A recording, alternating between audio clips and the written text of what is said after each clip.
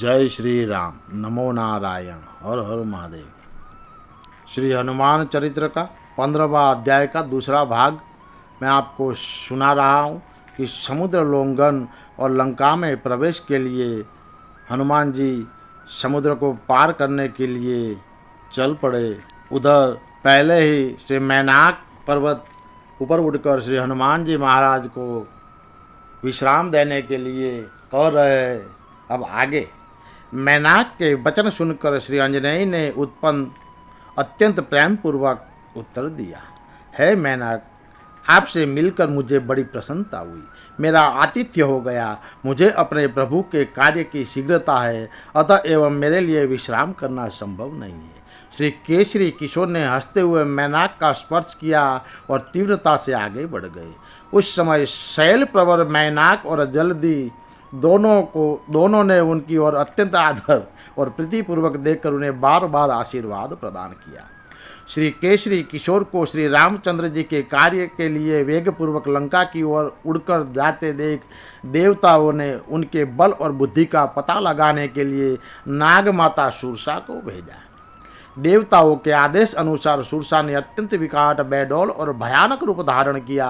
उनके नेत्र पीले और दाढ़े विकराल थी। वह आकाश को स्पर्श करने वाला विकटतम मुंह बनाकर श्री हनुमान जी के मार्ग में खड़ी हो गई। श्री महावीर हनुमान जी को अपनी ओर आते देख नागमाता ने कहा, हे महामाते, मैं तीव्र क्षुधा से व्याकुल हूँ। देवताओं ने तुम्हें मेरे आहार के रूप में भेजा है। तुम मेरे मुख में आ जाओ, मैं अपनी क्षुधा शांत कर लूँ। श्री अंजनी नंदन ने उत्तर दिया, हे माता सुरसा, मेरा प्रणाम स्वीकार करो। मैं आत्रत्राण परायण श्री रघुनाथ जी के कार्य से लंका जा रहा हूँ। इस समय माता सीता का पता लगाने के लिए मुझे तुम जाने दो। वहाँ से शीघ्र ही लौटकर तथा श्री रघुनाथ जी को माता सीता का कुशल समाचार सुनाकर मैं तुम्हारे मुख में प्रविष्ट हो जाऊँगा। किंतु श्री रामदूत के बल बुद्धि की परीक्षा के लिए आई सुरसा उन्हें किसी प्रकार आगे नहीं जाने देती थी। तब श्री हनुमान जी ने उससे कहा, अच्छा, तू मुझे भक्षण कर।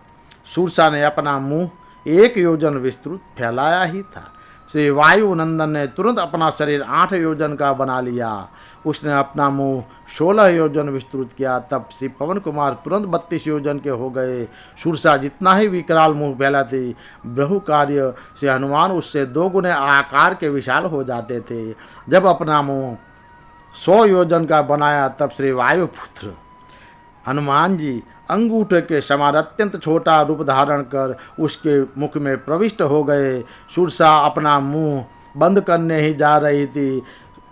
महामती श्री आंजनेय ने उसके मुख से बाहर निकल आए और विनयपूर्वक कहने लगा, हे माता, मैं तुम्हारे मुंह में जाकर निकल आया। तुम्हारी बात पूरी हो गई। अब मुझे अपने प्रभु के आवश्यक कार्य के लिए जाने दो।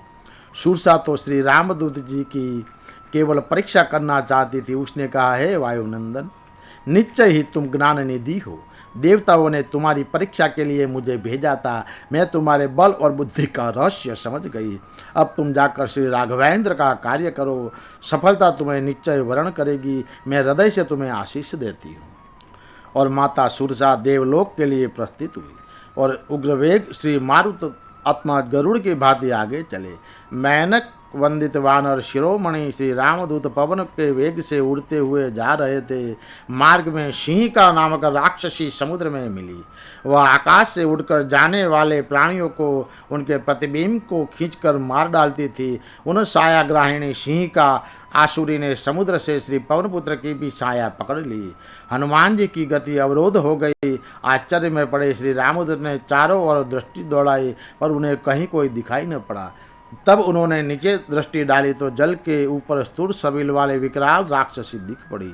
बस विशालकाय राक्षसी हनुमान जी के वेगपूर्वक सिंहिका के ऊपर कूद पड़े। भुदरा कर महातेजस्वी महाशक्तिशाली पवनपुत्र का भार वह राक्षसी कैसे सह पाती, पीसकर चूर्ण चूर्ण हो गई। हनुमान जी का यह भयानक कार्य देखकर खेचर प्राणियों में उनका स्तवन करते हुए कहा, हे कपिवर, इस विशाल काय प्राणी को मार डालने का अद्भुत कर्म कर लेने पर अब आप निरापद आगे जा सकते हैं। वानरेंद्र, जिस पुरुष में आपके समान धैर्य, समझ, बुद्धि और कुशलता ये चारों गुण होते हैं, उन्हें अपने कार्य में कभी असफलता नहीं होती। आकाश में विचरण करने वाले प्राणियों के वचन सुनते ही श्री पवनपुत्र दक्षिण दिशा की ओर अत्यंत वेगपूर्वक जा रहे थे। कुछ ही देर में निर्विघ्न लंका के उस समुद्र तट पर पहुँचे जहाँ विविध प्रकार के सुगंधित पुष्पों और फलों से लदे वृक्षों के सुंदर बगीचे थे। वे भौरों के गुजार एवं अनेक प्रकार के सुंदर पक्षियों के कलरव से निवादित थे। वहाँ मृग शावक क्रीड़ा करते हुए प्रसन्नतापूर्वक इधर उधर दौड़ रहे थे। शीतल बयार बह रही थी। बड़ा ही मनोरम दृश्य था। वहाँ से त्रिकुट पर्वत के शिखर पर बसी हुई चतुर्दिश परकोटों एवं खाइयों से घिरी रावण की लंका पूरी स्पष्ट दिख रही थी। अंजनेय ने एक बार चारों ओर देखा, फिर वे लंका में प्रविष्ट होने के लिए विचार करने लगे। उन्होंने सोचा, दुर्गत दशानन युद्ध अनिवार्य है, अतः एवं यहाँ अपरिमित वानर भालुओं की सेना के साथ प्रभु के ठहरने का स्थान और जल फल के सुपास का भी पता लगा लेना चाहिए। यह दुर्ग अत्यंत दुर्गम प्रतीत होता है, अतः एवं आक्रमण की दृष्टि से यहाँ की एक एक बात जान लेना नितांत आवश्यक है। किंतु इस विशाल वेश में दिन के प्रकाश में तो असुरों के मेरे आगमन का रहस्य विदित हो जाएगा, अतः एवं रात्रि में सूक्ष्म वेश में इस दुर्ग के भीतर मेरा प्रवेश करना हितावह होगा। श्री अंजनेय उछलकर एक पर्वत पर चढ़ गए और वहीं से लंकापुरी को देखने लगे। वह पुरी अत्यंत सुदृढ़ थी और दुर्ग थी और उसकी सुंदरता निवर्चनीय थी। उसके चारों ओर समुद्र थे और उसके परकोटे सोने के बने हुए थे। उसके सभी द्वार सुवर्ण के निर्मित थे। प्रत्येक द्वार पर नीलकमल के चबूतरे थे। वहाँ की सुविस्तृत पथ स्वच्छ एवं आकर्षक थे। रावण द्वारा पालित लंकापुरी में स्थान स्थान पर सुरम्य वन एवं निर्मल जलपूरित जलासन विद्यमान थे। उसके निर्माण में जैसे विश्वकर्मा ने अपनी समस्त बुद्धि व्यय कर दी थी। लंका में सर्वत्र सशस्त्र विकराल सैनिकों की कठोर सुरक्षा व्यवस्था थी। श्री वैदेही नंदिनी को हरकर लाने के बाद रावण ने वहाँ की रक्षा व्यवस्था और सुदृढ़ कर दी थी। उसके चारों ओर विशाल धनुष बाण धारण किए अनेक भयानक राक्षस सजाग होकर अहर्निश घूमते रहते थे। राक्षस राज रावण की पूरी लंका का यह दृश्य देखते हुए महावीर हनुमान सायंकाल की प्रतीक्षा कर रहे थे। धीरे धीरे सूर्यास्त हुआ। श्री पवन नंदन ने अणिमा सिद्धि के द्वारा अत्यंत छोटा रूप धारण कर मन ही मन श्री रघुनाथ जी के चरण में प्रणाम किया और उनकी पावनतम मूर्ति को हृदय में धारण करके लंका में प्रविष्ट हुए। यानी कि प्रविशी नगर की जय सब काजा, हृदय राख कौशलपुर राजा। हनुमान जी के अत्यंत लघु रूप धारण करने पर भी लंका की अधिष्ठात्री देवी लंकिनी ने उसे देख लिया। उसने उन्हें डांटते हुए कहा, रे तू कौन है जो चोर की तरह इस नगरी में प्रवेश कर रहा है? अपने मृत्यु के पूर्व तू अपना रहस्य प्रकट कर दे। कपिश्रेष्ठ श्री हनुमान जी ने के सोचा कि पहले ही इससे विवाद करना उचित नहीं। यदि और राक्षस आ गए तो यहीं युद्ध छिड़ जाएगा और माता सीता का पता लगाने का कार्य में विघ्न पड़ेगा। बस उन्होंने उस स्त्री समझकर उस पर बाएं हाथ की मुष्टि से धीरे से प्रहार किया और वज्रांग श्री हनुमान जी का मुष्टि प्रहार लंकिनी के नेत्रों से सन्मुख अंधेरा छा गया। वह रुधिर वमन करती हुई पृथ्वी पर गिरकर मूर्छित हो गई, किंतु कुछ ही देर बाद वह पूर्ण संभली और उठकर बैठ गई।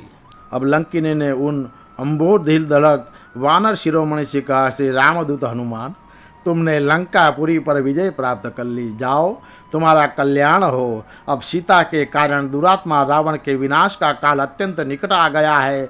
बहुत पहले चतुर्मुख ब्रह्मा ने मुझसे कहा था कि त्रेता युग में साक्षात क्षीरोदधिशायी अविनाशी नारायण दशरथ कुमार श्री राम स्वरूप में अवतरण हो गए।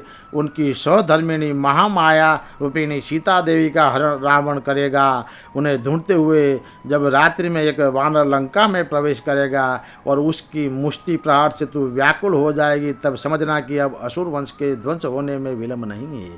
पर मेरा परम सौभाग्य है कि दीर्घ काल के अनंतर आज मुझे उन भवा अब्धिदोत श्री राम के प्रिय भक्त का अति दुर्लभ संग प्राप्त हुआ है। आज मैं धन्य हूँ। मेरे हृदय में विराजमान दशरथ नंदन श्री राम मुझ पर सदा प्रसन्न रहे।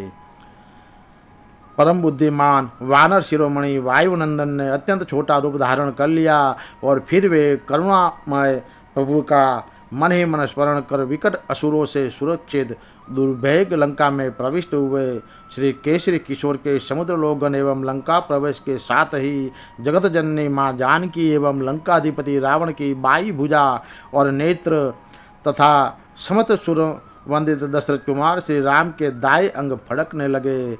जय श्री राम, नमो नारायण, हर हर महादेव।